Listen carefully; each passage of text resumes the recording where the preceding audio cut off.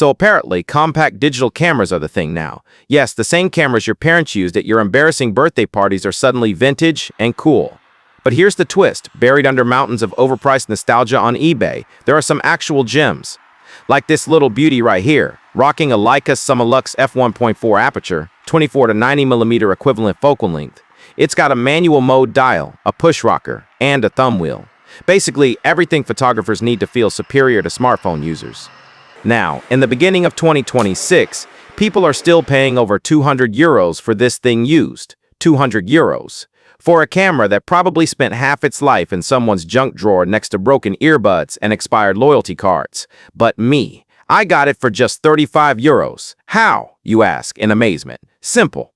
It was sold as defective. But don't switch off yet, it's more interesting than you think. Here's the secret they don't want you to know. Not all defects are created equal. Some are catastrophic, some are, let's say, exaggerated. And with my years of optimistic delusion, experience, this looked like an easy fix. Spoiler alert, I was right this time. So, the engineer in my home examined it carefully, very professionally, with a lot of squinting and nodding. The monitor, not fully compromised. The menu shows up normally. The pop-up messages work. Shooting settings display just fine. So far, so good. The lens zoom mechanism, smooth, quick. Chef's kiss. No grinding sounds, no death rattles. Always a promising sign when your used electronics don't sound like they're dying. The shutter button actually triggers photos. Revolutionary, I know. Even the assist light works. Yep, fully operational. So basically, everything works. Apart from those artistic, colorful vertical lines. But let's stay optimistic. We're on a roll here. After the examination, my camera expert with power tools grabbed his motorized screwdriver and started opening the camera. And yes, he was confident, dangerously confident. The kind of confidence that comes from having solved this exact problem 3 other times before. Twice on Lumix cameras, once on a Canon G12. 3 for 3, baby. Undefeated, all 3 times, same issue, same fix, easy peasy. So here's the technical breakdown. The problem can be isolated to the sensor not sending the signal properly to the monitor. Sounds scary, right? But here's the thing. The sensor itself is usually fine. It's one of those reliable pieces of electronics that almost never dies. Unlike, say, my motivation on Monday mornings. No, the actual problem. Almost always just a connector that decided to go on vacation. Got loose, took a little trip. Stopped doing its one job. And in our previous 3 for 3 winning streak, the fix was dead simple. Just reconnect either the sensor connector or the monitor connector to the mainboard. Push it back in. Maybe whisper some encouraging words. Done. So naturally, I'm feeling pretty good about this. 3 out of 3 times it worked. That's a 100% success rate, which statistically speaking means absolutely nothing for attempt number 4, but let's not think about that right now. Let's see if luck smiles on us once again. Okay, so, plot twist. My camera expert lost patience early and completely abandoned ship. Just left me alone with the hard work and went to play with Hot Wheels instead. But hey, I'm not giving up. I managed to remove the rear part with the LCD without ripping the flex cable.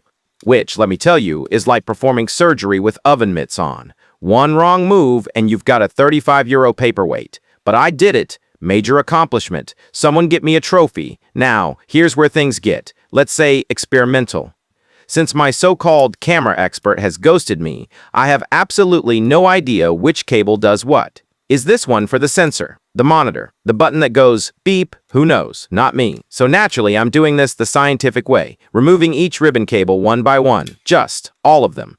Every single one. Because if I actually knew which cables were related to the sensor, I could save time and only disconnect those. But knowledge, planning, that's for people who read manuals, assuming they have found the right one. I'm going full chaos mode, unplug everything and see what happens.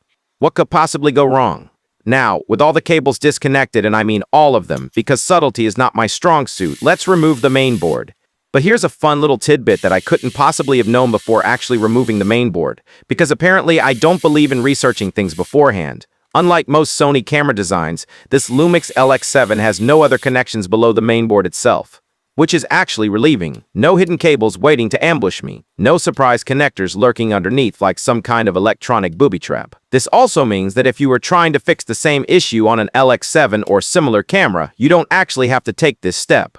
You can skip it entirely, save yourself the trouble. But me, oh no, I've already committed. I'm in too deep now. The mainboard is coming out whether it needs to or not. And honestly, for science, I'll leave this part of the footage in the video. Alright. All that remains now is to put everything back together following the exact same steps, but backwards. You know, like rewinding a movie. Except if you mess up, there's no undo button, just regret.